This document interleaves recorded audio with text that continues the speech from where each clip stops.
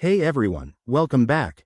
If you're an iPhone user in 2025, keeping your contacts synced to iCloud is a game changer. It ensures your contacts are safely backed up, easily accessible across all your Apple devices, and protected from any unexpected phone issues. In this quick tutorial, I'll walk you through the simple steps to get this done. Let's dive right in. First things first, make sure you're signed in to your iCloud account on your iPhone. This is crucial because iCloud Sync relies on your Apple ID. Head to the Settings app. That's the gear icon on your home screen. Once you're in Settings, tap on your name at the top of the screen. That's your Apple ID profile. Next, scroll down and select iCloud from the list. This is where all your iCloud settings are managed. In the iCloud menu, you'll see a bunch of toggles for different apps and data types.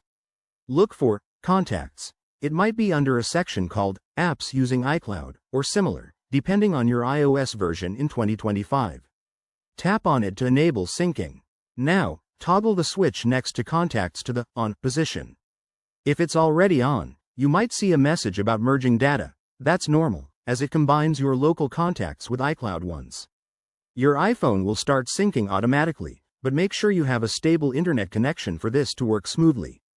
It usually takes just a few seconds to a minute, depending on how many contacts you have. Once that's done, to double check, open the Contacts app on your iPhone and pull down to refresh.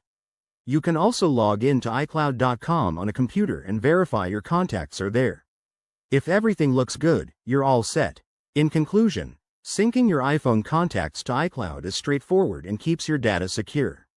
If you encounter any issues, like sync errors, try restarting your phone or checking your iCloud storage space.